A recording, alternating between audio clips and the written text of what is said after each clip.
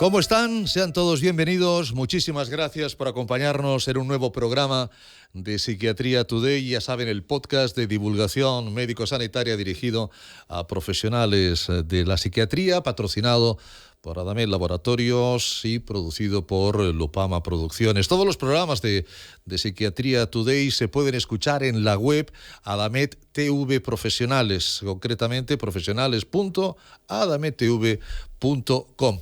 Cada programa, cada podcast profundiza en un tema de interés, en un tema de actualidad para todos los profesionales de la psiquiatría, y para ello contamos con la inestimable colaboración, con la coordinación del profesor Miguel Álvarez de Mon González, médico especialista en psiquiatría adjunto en el Hospital Infanta Leonor de Madrid, profesor investigador de la Universidad de Alcalá. Miguel, profesor Álvarez de Mon, bienvenido. ¿Cómo estás? Muchas gracias, Ricardo, por estar con nosotros un capítulo más. Pues la verdad es que, como siempre, entusiasmado de poder estar. Exacto, y yo entusiasmado de poder escuchar temas ciertamente apasionantes como el que propones ahora mismo para este momento: consideración social de la farmacoterapia en psiquiatría, análisis en las redes sociales. Y creo que tenemos a una excelsa psiquiatra a la que conoces muy bien, a la que vamos, con tu permiso, a saludar. Es nuestra invitada de hoy es la doctora Laura de Anta. La doctora de Anta es licenciada en Medicina y Cirugía por la Universidad de Alcalá. Obtuvo la especialidad en psiquiatría en el Hospital Clínico San Carlos de Madrid. Posteriormente completó su formación con un máster en psicoterapia y en emergencias en salud mental, y desde hace 10 años ejerce como psiquiatra infantil y como coordinadora del Hospital de Día Infanto-Juvenil del Hospital Infanta Leonor. Recientemente, la doctora de Antas ha defendido la tesis doctoral titulada Consideración social de la farmacoterapia en psiquiatría, análisis en las redes sociales, como decíamos hace un instante, en la Universidad de Alcalá, obteniendo la calificación de sobresaliente cum laude. Y en el programa de hoy pues vamos a hablar de esa tesis de la doctora de Anta. Doctora, muy bienvenida, muchas gracias por acompañarnos y muchas felicidades por ese sobresaliente cum laude, ¿eh? Bueno, muchísimas gracias por contar conmigo, ¿no? Para poder compartir lo que hemos conseguido saber un poquito más, ¿no? de la psiquiatría y de los psicofármacos, y poder compartirlo con todos vosotros. Muchas gracias por invitarme a estar aquí hoy. Claro que sí. Algo sabe de esa tesis doctoral el profesor Álvarez de Mon, ¿verdad, Miguel? Algo me suena. Algo te suena, ¿no? No, fue una suerte poderla dirigir. La verdad es que todavía recuerdo con cariño cuando yo llegué al hospital de día de adolescentes, y la verdad que también me hace mucha ilusión que hayamos podido trabajar tanto juntos y haber visto los frutos en la culminación de la tesis, ¿no? Entonces, yo, Laura, te quería preguntar, para empezar, pues hombre, tú en la tesis tú te planteaste estudiar la consideración social de la farmacoterapia en psiquiatría.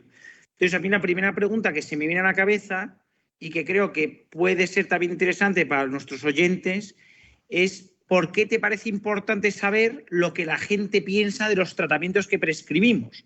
O, de alguna manera, yo lo que te quiero preguntar es: ¿por qué deberían de saber los psiquiatras que nos escuchan lo que la gente opina de los tratamientos que prescribimos? Bueno, pues la verdad es que yo creo que todos sabemos, ¿no? que la actitud que cualquiera tenemos hacia cualquier aspecto, ¿no? con el que nos encontramos en la vida, pues está influido por la opinión que nos merece cada tema, ¿no? Y nuestros fármacos y las enfermedades que tratamos pues no son ajenos, ¿no? a esto. Y la adherencia al tratamiento, pues sin duda depende, entre otros factores, pues de la opinión que uno le merece ese tratamiento, ¿no? O sea, al final, pues la opinión que yo me voy formando la voy cogiendo de diferentes aspectos, y finalmente voy con una opinión formada ya a la consulta, ¿no? Entonces yo creo que es muy importante que el hecho de que nosotros podamos saber que con prescribir solamente un fármaco, pues el paciente se lo va a tomar, bueno, pues tenemos que ir un poquito más allá, ¿no? Porque cada vez más, pues con la autonomía del paciente tiene mucha información y derecho a decidir, y no vale con eso, ¿no? Entonces, creo que podemos diseñar mejores tratamientos si tenemos una idea y nos aproximamos mejor a lo que el paciente puede tener en su mente, ¿no? Claro, nosotros, además con nuestras enfermedades, con las enfermedades mentales, pues históricamente sabemos que siempre han tenido pues cierta consideración negativa, ¿no? Estigmatizante por parte de la población general. Y esto no podemos pasarlo por alto, ¿no? No es lo mismo prescribir probablemente un fármaco para la tensión que un fármaco para la esquizofrenia, ¿no? Y esto yo creo que tenemos que tenerlo en cuenta. Cuanto más nos aproximamos a esa valoración con la que el paciente viene, mejor va a ser el diseño, mejor vamos a comprender lo que él puede sentir cuando estamos diciéndole tienes esta enfermedad y tienes que tomar este fármaco. No, es que esto es totalmente cierto, porque a veces nosotros podemos prescribir un tratamiento, pero al final lo más importante es que se lo tome el paciente y lo más importante es que exploremos qué ideas preconcebidas tiene, porque a lo mejor si viene con unas ideas preconcebidas negativas, tiene creencias negativas sobre el tratamiento, quizá lo más importante sea trabajar ese aspecto, o sea, casi más psicoeducativo o preguntar qué reticencias tiene. Y al final a todos, aunque yo creo que a veces nos cueste reconocerlo, pero a todos nos influye nuestro entorno. Quiero decir que no solo el paciente, sino lo que lee, lo que opinan sus familiares.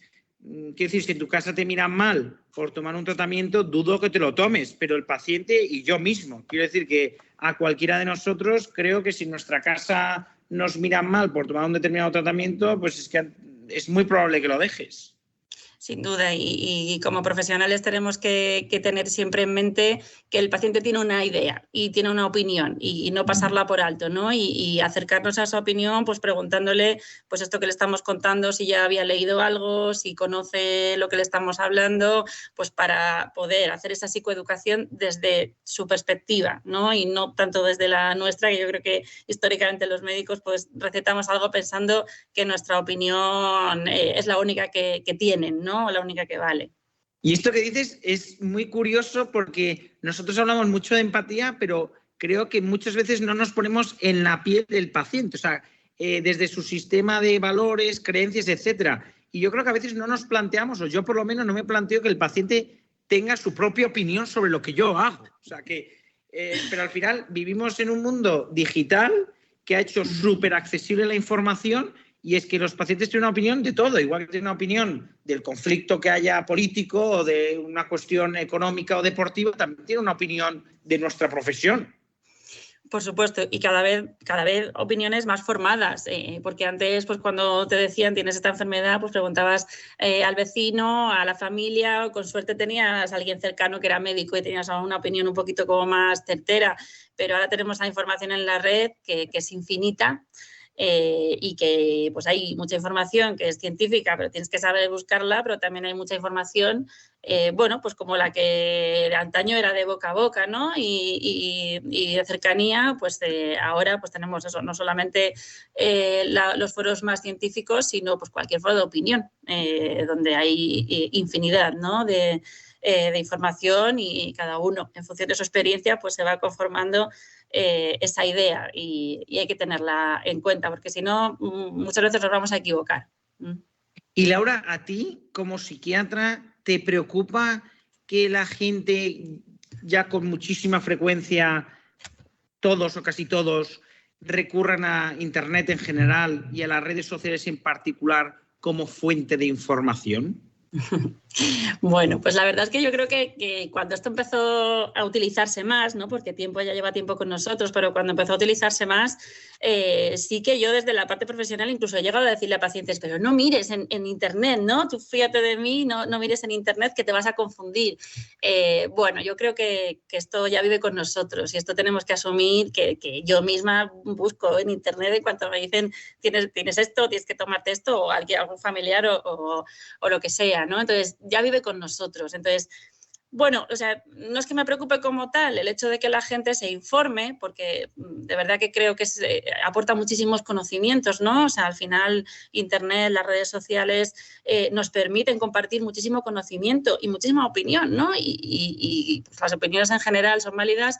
El problema es que se comparte pues mucha información, por un lado, que no es muy científica, pero bueno, yo creo que esto siempre ha estado, ¿no? La opinión de la vecina tampoco era científica y la teníamos en cuenta y uno pues tiene un criterio para discernir. El problema es que se comparte mucha información falsa en esto como en cualquier otro ámbito, ¿no? Y ahí pues es verdad que lo más preocupante probablemente sea un tema que hemos encontrado en la investigación, y es la poca presencia que tenemos los profesionales en las redes sociales, ¿no? Porque sí es verdad que la información está y que debemos saber cribarla, pero nosotros tenemos que poder estar también en esos foros de alguna manera. Hemos encontrado que hay muy poquita presencia y, sin embargo, genera mucho más interés a los usuarios la información que comparten profesionales o instituciones, ¿no? Entonces, me preocupa más, pues, esa parte, ¿no? Que luego pues, hay información con la que uno se queda que por lo menos genera un miedo, ¿no? a la hora, ¿no? de poder afrontar un tratamiento para las enfermedades como las que tratamos.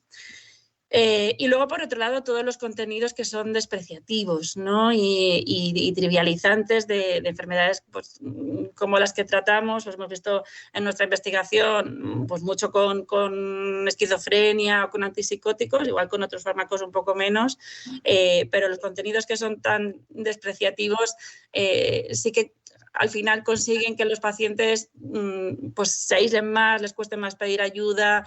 Bueno, yo creo que ahí sí que deberíamos estar más presentes y poder filtrar, ¿no? Organizaciones, bueno, ahí sale como de la tesis esa conclusión y habría que ver cómo poder planteárnoslo para llegar, porque es verdad que es infinita la información que hay en redes, ¿no? Entonces, cómo controlarla habría que pensarlo bien.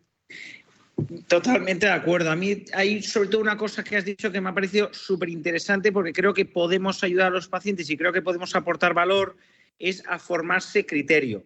Porque yo entiendo que yo el primero, cuando me pasa algo a alguien de mi familia, lo primero que hago es voy a Google o en alguna cuenta de Instagram a ver si hablan de eso. Pero hombre, yo en Google, por ejemplo, yo siempre digo, ¿no? Vamos, no sé, supongo que dependerá del algoritmo de cada uno, pero a mí en Google, entre las primeras búsquedas de temas de medicina, me sale la Clínica Mayo, que tiene un diccionario súper bueno, que a lo mejor para algo de psiquiatría me voy a PubMed o me voy a UpToDate, porque sé dónde buscar o me siento cómodo, pero a lo mejor de un tema que no tenga nada que ver con psiquiatría, del que no sé nada, pues hombre, a lo mejor empezar por la información general que da la Clínica Mayo, pero claro, yo creo que tenemos que dar criterio. O sea, yo creo que a lo mejor en consulta sí que es bueno preguntar por tus fuentes de información, porque muchas patologías son muy influenciables por el entorno.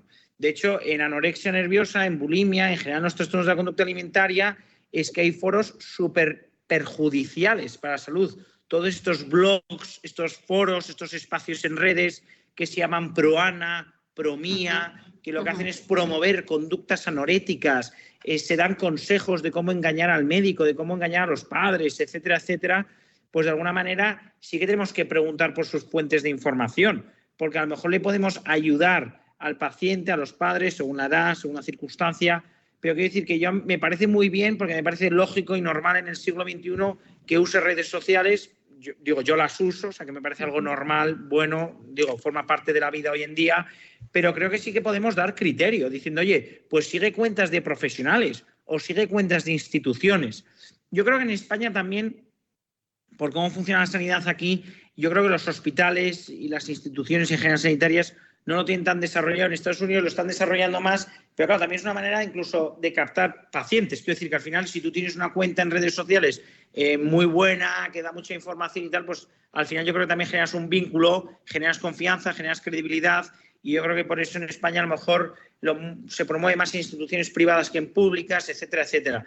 Pero yo creo que sí que hay que repensarlo, porque yo creo que no estaría de más que los hospitales tuviesen ese servicio a los ciudadanos, porque yo creo que es un servicio. O sea, diciendo, oye, yo quiero saber de este tipo de enfermedades, ¿dónde puedo tener información veraz? Sí, yo creo que sin duda la mayor parte utilizaría muchísimo más ese tipo de plataformas que pudiéramos ofrecer nosotros que otro tipo de información. O sea, yo creo que y lo hemos visto, ¿no?, en los resultados que encontramos en la investigación, lo que más les interesa es lo que publican los profesionales, ¿no? Sí que hay una parte en la que tienen como mucha necesidad de compartir información, pero igual no tanto como para formarse la idea, sino como, bueno, métodos de desahogo, ¿no? Hay otros estudios también que van en esa dirección, pues son pacientes que a veces están aislados, ¿no?, y comparten parte de lo que les ocurre o lo que viven con sus enfermedades y sus fármacos. pero sí que lo que más retuitean es siempre, ¿no?, la información publicada por profesionales. Yo sí que creo que cuando son los pacientes los que van a buscar esa información, quieren información fiable. Claro, es que esto, hombre, también en el fondo también es un lujo el que haya profesionales volcando información y contenido allí, porque al final también, hombre, pues es acceso a información trabajada o por lo menos con criterio. No, esto es uno de los fenómenos de las redes sociales. Oye, yo te quería preguntar, después de haber analizado pues, muchas publicaciones sobre antidepresivos, antipsicóticos, benzodiazepinas, sobre tantos grupos farmacológicos, en general, las preocupaciones de los pacientes, de la población general, ¿coincide con las preocupaciones de los médicos? Es decir, ¿interesan los mismos temas? ¿Hablamos de los mismos temas unos y otros? Bueno, en parte yo creo que sí, ¿no? Ahora matizo un poco la respuesta, porque sí que encontramos, pues por ejemplo, con los antipsicóticos, que los temas de los que más hablan los pacientes en concreto, ¿no?, o sus allegados, son algunos de los efectos más frecuentes, efectos secundarios más frecuentes que tienen los antipsicóticos, ¿no? Pues como la sedación o la disfunción sexual, o en el caso de los antidepresivos, pues hablan también pues, del apetito, de la ganancia de peso, también de la sedación. Son efectos secundarios que nosotros conocemos, ¿no?, que tienen los fármacos que prescribimos. Otra cosa es si realmente nos preocupa lo mismo, ¿no? O sea, yo lo que he visto es, pues, oye, los pacientes hablan de los efectos secundarios que yo conozco, ¿no? O sea, que pues saben de lo que hablan, ¿no?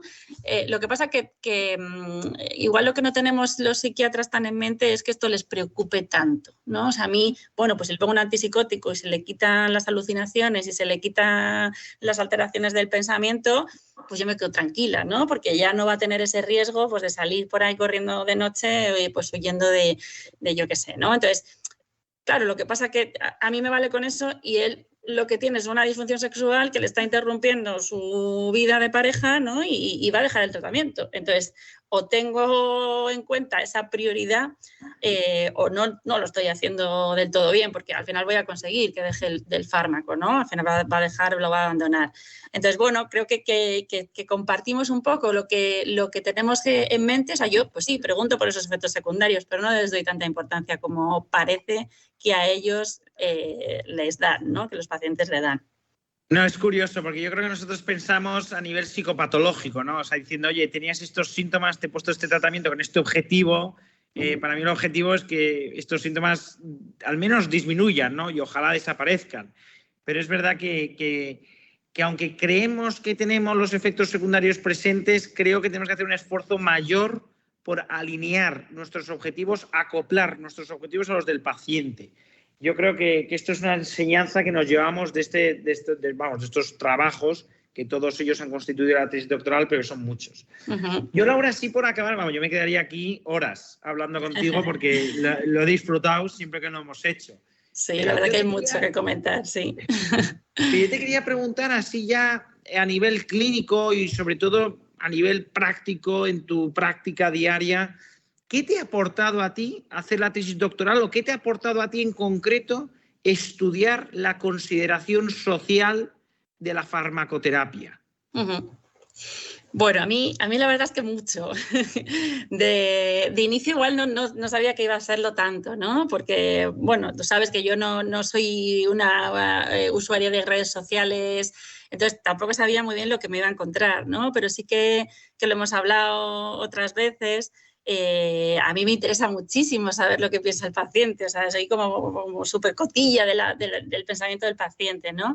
Y bueno, pues cuando lo planteábamos como esa manera, ¿no?, de escuchar lo que dicen a la salida, en la cafetería, cuando ya están ahí hablando de lo que ha dicho el psiquiatra o no, bueno, eso siempre me ha generado muchísimo interés. Entonces, al final, bueno, descubrí que era una oportunidad enorme para poder acercarme a eso que siempre he anhelado tanto.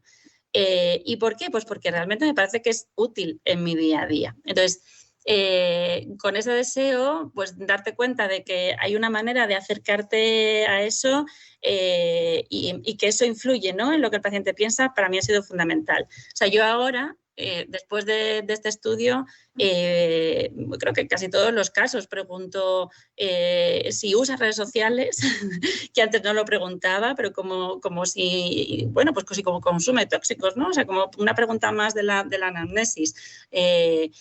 Pues por todos los peligros que pueda tener, ¿no?, las redes sociales y en otra dirección, pues de adicciones o lo que sea, pero también por saber dónde mira, ¿no?, y dónde lee y qué contenidos lee y dónde se informa, pues sobre todo un poco en general, pero también sobre lo que le pasa, ¿no?, sabiendo que realmente utilizan las redes para eso. O sea, yo ahora lo tengo muchísimo más presente y me ayuda mucho más a comprender, porque el paciente me está diciendo a veces cosas o tiene miedos que yo pues no entiendo, ¿no?, de dónde pueden salir. Entonces esto ahora lo tengo muy en cuenta, y también como pues para comprender algunas de las cosas, ¿no? No hemos estudiado todo, que ya nos gustaría saber todas las opiniones sobre todos los temas, pero por ejemplo en benzodiazepinas, ¿no?, cuando estudiamos las benzodiazepinas nos damos cuenta que los pacientes lo viven como un fármaco totalmente inocuo, que no tiene efectos secundarios y como un efecto muy positivo, y nosotros sabemos que pues más allá de los 2 meses esto empieza a perder efecto, ¿no?, y se genera una tolerancia, y con todas las consecuencias de crear una dependencia a este tipo de fármacos, y todo lo que puede entorpecer a nivel motor, de conducción, bueno, accidentes de tráfico secundarios, en ancianos, bueno, con todas esas consecuencias, y ellos lo viven de otra manera. Entonces, por eso yo creo que nos cuesta tanto retirar este tipo de fármacos en la consulta. Entonces, porque es muy agradecido, ¿no? El paciente es de los tratamientos que menos interés tiene por quitar y que más casi que te agradece, porque es verdad que genera un alivio inmediato. Los antidepresivos tardan 3 semanas. Claro. Claro, te genera un alivio tan inmediato que es de las pocas gratificaciones tan inmediatas que tenemos los psiquiatras. Exacto. Entonces, a mí, pues leer que ellos lo viven así, pues digo, bueno, claro, ahora lo entiendo, ¿no? O sea, que yo estoy diciendo, no puedes tomártelo más porque pierde el efecto, que va a perder el efecto, no. Entonces, bueno, pues te ayuda a comprender, ¿no? Y además lo que comparten unos y otros es qué eficaz es esto, ¿no? Entonces, ¿cómo me lo van a quitar? El lorazepam para todo. Bueno, pues eso, por un lado el interesarme, ¿no?, por la parte de donde están conformando una opinión, ver que leen, como tú decías, poder recomendarles dónde tienen que ir a buscar la información, y por otro lado, pues el darme cuenta de que no puedo ir por libre, ¿no?, de que tengo que saber que ahí hay un pensamiento, que es una persona con una opinión, y que hay que trabajar con esa opinión y con esa actitud que él va a tener desde el día 1. Qué bueno, Laura, pues vamos, muchísimas gracias. Yo ya sabes que me quedaría mucho rato más, pero yo creo que hay que ceñirse al tiempo establecido, y la verdad que enhorabuena una vez más, y sobre todo que interesante. O sea, yo es que de verdad me lo creo, tú ya sabes que yo esto me lo creo, y me alegra muchísimo pues ver que otras personas, otros psiquiatras también lo van incorporando a su día a día. Bueno, un placer compartir este ratito y haber compartido todo este proyecto y poder dar unas pinceladas, ¿no?, a otros compañeros para lo que nos ha servido este proyecto. Y lo que yo me creo es que cada vez más a los pacientes les encantaría ver a su médico en las redes sociales. A su médico explicándolo y tener una información de primera mano, veraz y de una cara amiga. Muchísimas gracias, doctora Deanta. Ha sido un placer tenerla con nosotros. Igualmente, muchas gracias. Gracias, Laura. Miguel, profesor, gracias como siempre. Nos vemos en el próximo programa. Gracias, Ricardo. Un fuerte abrazo. Cuídate, profesor Álvarez de Mon. Nosotros cerramos hoy este Psiquiatría Today, no sin antes recordarles que cualquier duda, cualquier consulta nos la pueden remitir a, lo ven ahí, contacto@psiquiatriatoday.com. Ha sido un podcast patrocinado por Adamed Laboratorios y producido por Lupama Producciones. Mil gracias y hasta el próximo día.